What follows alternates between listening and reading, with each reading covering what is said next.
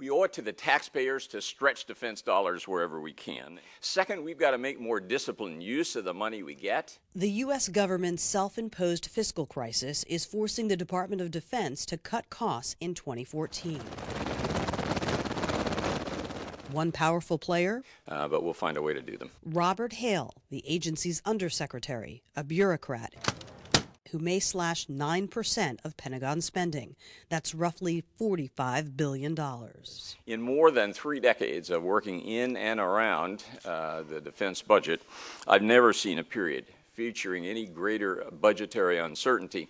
I got news for you. But the president of the Machinists Union wants the Pentagon to know this does affect not only our military readiness by being able to sustain and support troops that are available to defend the interests of this nation, but it affects those industries that supply those troops, those U.S. industries, those jobs that are here. According to organized labor, a significant slash in military spending could devastate American factory production, eliminating 1 million jobs. Well, manufacturing is what supports the defense industry.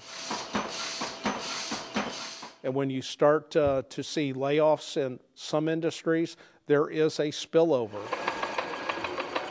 It's not just those who assemble, and it's a cascading effect.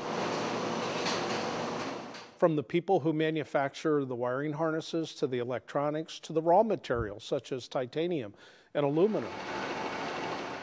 Severe cuts there spill over into the general community. People don't buy as many groceries. They don't shop for the services or the supplies or the materials they need to run their own households. But despite concerns about budgetary impacts on U.S. employment, the Department of Defense had this to say. I would prefer job effects not enter into decisions about what we do in defense. I think we ought to try to propose and implement a good strategy for the nation, and the job issues should be handled. They're very important, but should be handled separately.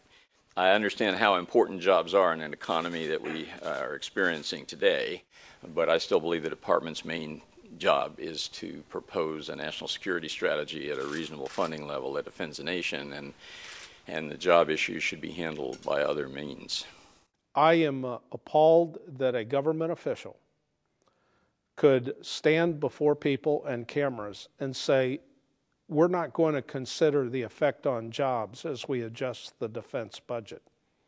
This is a slap in the face to the American workers who devote themselves to high-quality products, and to have a government official say, well, we really don't care about their concerns, is appalling.